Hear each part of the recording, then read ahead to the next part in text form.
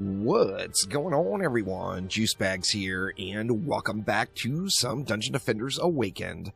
You all have been asking for it, so right now, today, let's take a look at the Poison Dart Tower. This, of course, was replaced the Darkness Trap in the game, and is an addition to Dungeon Defenders Awakened from DD2. This particular tower has 3 projectiles, can hit 3 separate enemies, and it sprays out in a bit of a fan. Now, the rune for this one is the Darkness rune. Of course, it replaced the Darkness Trap, so it's only fair to give this the Darkness ability, or Blind, that came along with the Darkness Trap. Now, we're going to go completely unruned on the PDT today. Now, when you're building out with your PDTs, one important thing to note is that it is a fodder targeting defense. With that in mind, of course, it is going to target through the fodder enemies prior to going to the special enemies. Now, this means you might end up having problems with any of those ogres or bits of nastiness. Now, let's go ahead and build it out. We'll put, 2 PDTs per lane.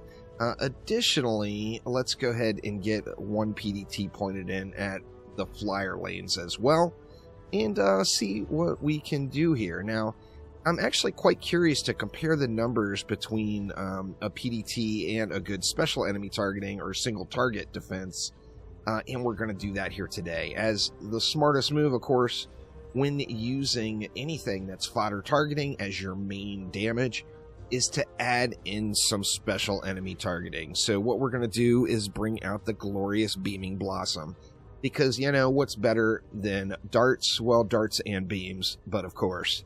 Let's just throw 1 root down behind here. We'll use that one for everything. And then let's just add in just 1 Beaming Blossom per lane, just pointed straight down the lane to give us a little bit of special enemy targeting burn. Of course, having something that's going to hit those Jinn right away, and then something that is going to have a high rotation for like the ogres and whatnot, is just going to be a huge addition here, no doubt. Let's go ahead and throw down some buff beams and see what we have left over here.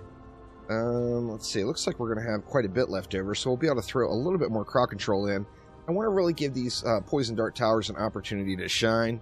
The best way to do that, of course, is going to be giving them as much crowd control as possible.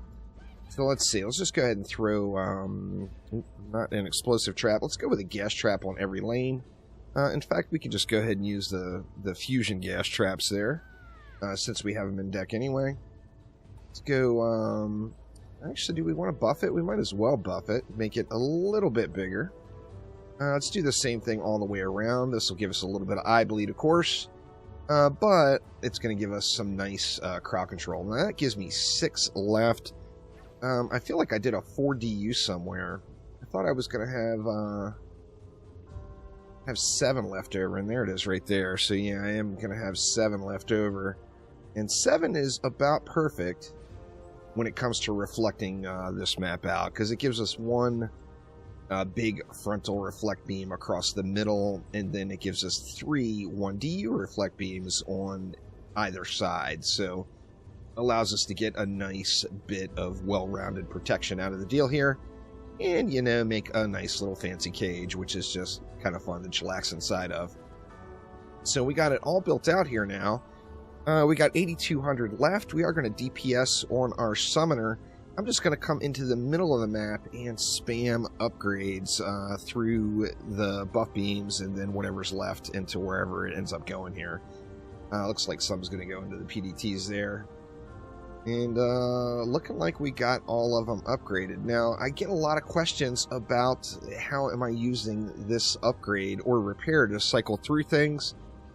Just another little note, make sure you go into your options, your gameplay options, and you want to enable Smart Repair and Smart Upgrade.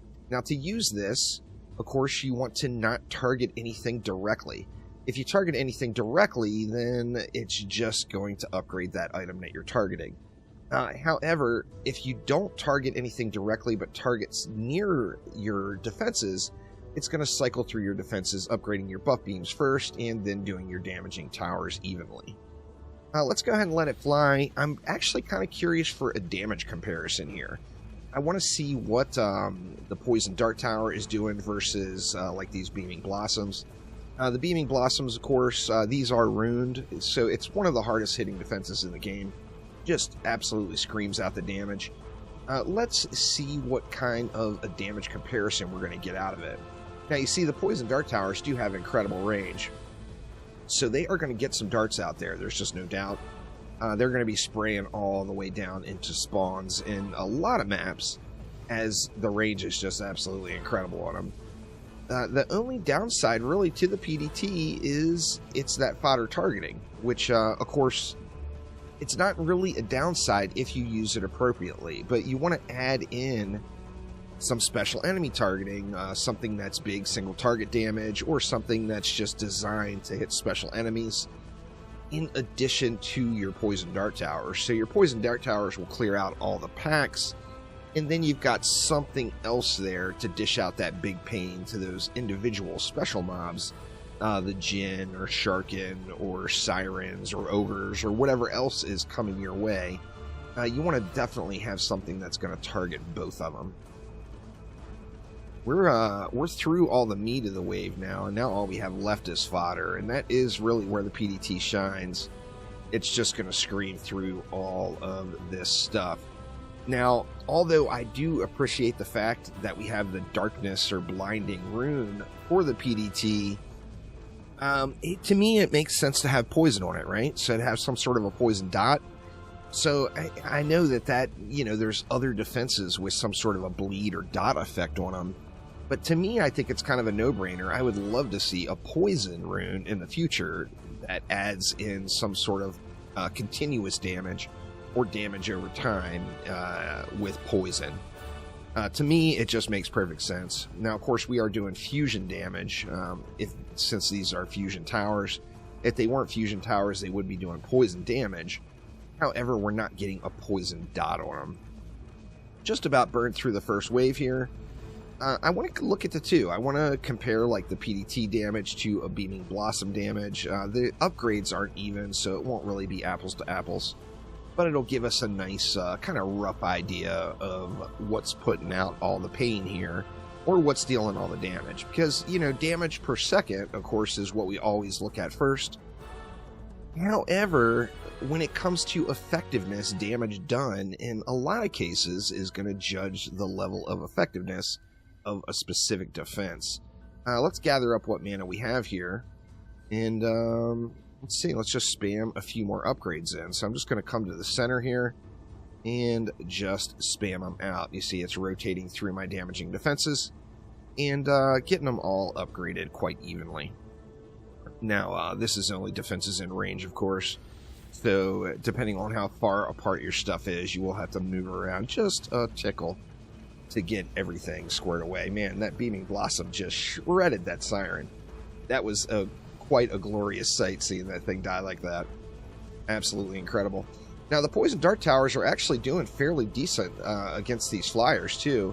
Now, my little bombers, obviously, are helping out quite a bit. But the Poison Dart Towers are getting up in those flyer lanes, and they're just shredding the Wyverns. You see the Wyverns coming out of there. They're just getting completely annihilated by the PDT. And that's with no pierce or anything. So, I mean, the Poison Dart Tower would definitely be a relatively effective flyer defense, no doubt. It's just a nice tower. It's a good-looking tower. Of course, this one was a favorite for lots of time. I mean, many, many years in Dungeon Defenders 2. So I think it was a very nice addition to bring a little flavor from Dungeon Defenders 2 into DDA and make the Huntress something a little bit more than just traps. So very nice to see the Poison Dart Tower getting added in. I don't think the Poison Dart Tower is going to be anyone's first go-to tower. However, it is very effective. You can use it effectively throughout maps, but it does lack a little bit of that pizzazz. You know, when you've got things that are fodder targeting, like lightning towers, for example, lightning towers just feel a lot more glorious, as the Poison Dart Tower just doesn't have that extra bit of shiny pizzazz that the lightning tower or like the flamethrowers or heat cannons do have. So lots of cool defenses in the game. The Poison Dart Tower, the model and everything looks great. Love the addition altogether. However, I definitely don't think it's ever going to be anyone's like first go-to defense that they decide to use to main clear any maps. I'm not even going to bother collecting up the mana. Let's just spam it in a little bit. Spam in whatever we have left. Looking good, and we'll let it fly here. Things went pretty well here, so pretty confident with the results we end up getting on this one.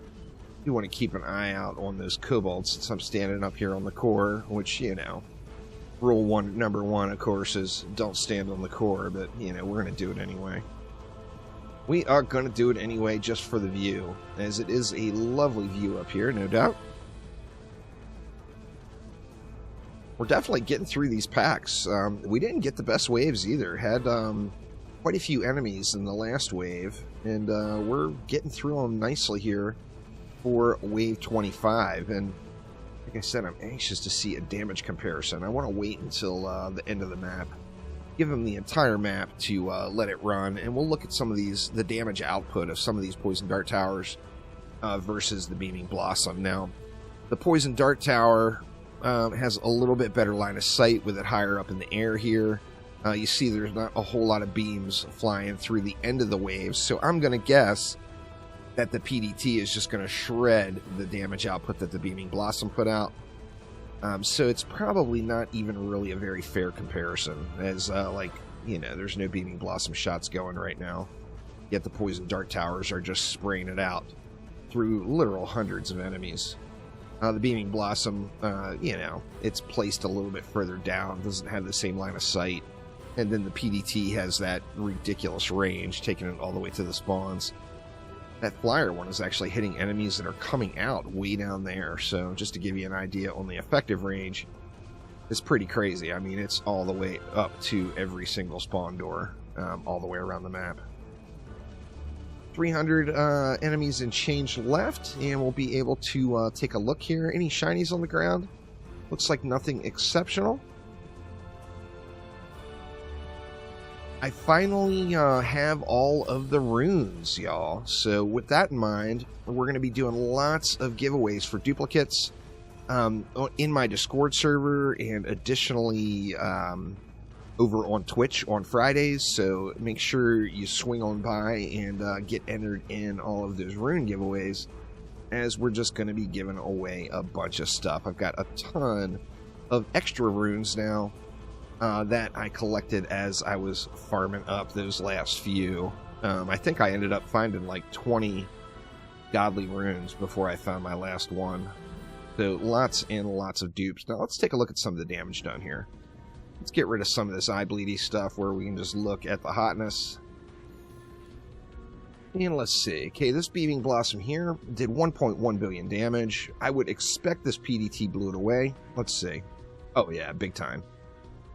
4 billion damage. Like I said, not really a fair comparison. The Blossoms just didn't get a whole lot of uptime, and the PDTs were cycling nonstop.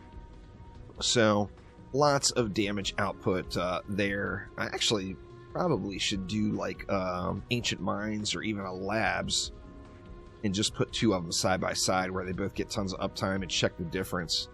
As the Beaming Blossom is a heavy hitter, we all know this. But the Poison Dart Tower is definitely getting some damage out there. Now that will do it for now. Thanks an absolute ton for watching. Going to be streaming some No Man's Sky later today, trying to go through those expeditions they've got for the end of the year setup. But that will get it for now. Thanks an absolute ton, and I will see you next time around. Take it easy.